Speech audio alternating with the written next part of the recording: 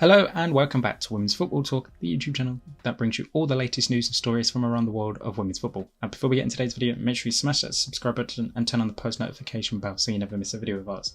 And today Chelsea have confirmed the new manager that will be replacing Emma Hayes at the club, and it is of course Sonia Bompastor. Now it was heavily rumoured for a while that Bompastor would take over from Emma Hayes, but it's today officially confirmed on the 29th of May that she will be the next Chelsea boss, starting on the 1st of July, and she has signed a 4-year deal with the Blues, obviously coming in, replacing Emma Hayes, who left the club after 12 years.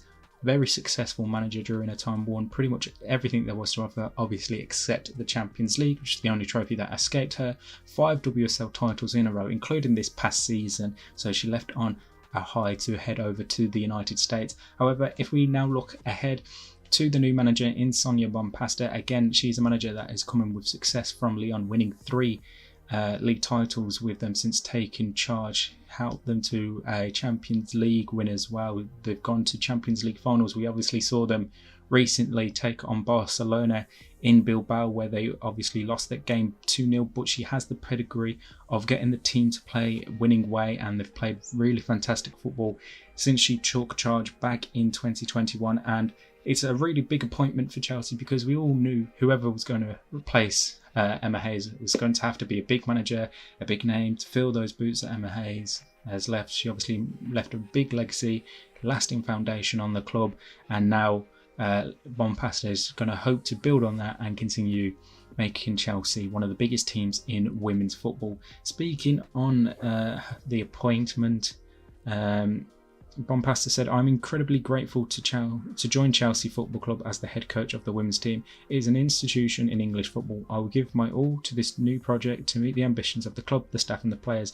I hope to live up to Emma's legacy and continue the work that has been done here in recent years. Let the adventures begin." So it is going to be a big summer ahead for Chelsea, obviously looking to do a bit of a rebuild, because we see the likes of Maren Mjelde and Frank Kirby are leaving the club, and Katrin Berg has obviously already left the club. And looking to the future now, how will Chelsea line up under Bompastor? Will it be much different to what we saw from her Lyon days, or will the playing style be very similar to what we saw with her at Lyon? It obviously remains to be seen, but if we just have a look at how Lyon did play in that Champions League match against Barcelona, it was a 4-3-3 lineup, so that's something Chelsea wouldn't be too dissimilar from using over the previous years. They had Tini Endler, Sam Basher, Wendy Renard, Vanessa Gilles and Ellie Carpenter as the back 5, midfield 3 of Daniela van der Donk, Damaris Egarola, Lindsay Horan, and then a forward 3 of Cascarino, Dumine and Gianni. So if you look at that forward line, they've got a lot of pace. You look at Chelsea, who they could have up there. Got obviously Lauren James, Myra Ramirez, Aggie Beaver Jones, Johanna Wrighton Cannerid. Like, she has a plethora of options available to her, and I think this squad is really talented. Obviously, with every club in women's football and every manager going to a different club, they may implement certain things slightly differently.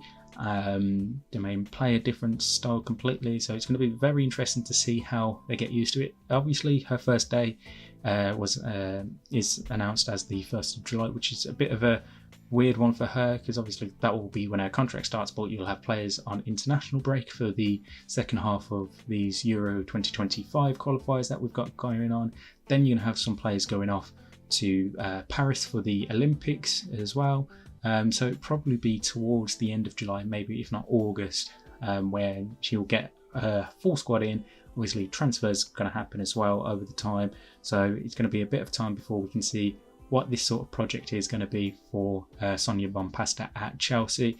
What is the new Chelsea era going to be looking like? Can they continue their dominance in the WSL, winning WSL titles? Can they get back to an FA Cup final? Obviously, they lost in the semi-final this past season. Can they turn around their Conti Cup bad luck over the last 2 seasons and win that again? Can they become finally Champions League winners? It is the only bit of silverware that is missing from this Chelsea team at this minute in time. There's a lot of questions that will be asked, and we'll look a lot into it as the season goes on. How she's adapting to life in England, Bompastor, how things are going for her, how Chelsea are looking, it is obviously going to be a very precedented season for them, and like we said, we'll have plenty of stuff covering Bompastor's first full season in charge. Not just that, but every other stuff covering the world of women's football. So make sure you like and subscribe to make sure you don't miss out any notification. Make sure you're following us on Twitter or X, WF Talks, or one word, and on Instagram, Women's Football Talk. Over there, we'll have articles out on Substack. Just search womensfootballtalk.substack.com over there, and obviously we have podcasts out looking at some other news throughout the summer. A lot less now that the football season here in England has ended, but when there's big talking points, we'll have stuff over there as well. So in the meantime, make sure you like and subscribe, and we'll see you soon.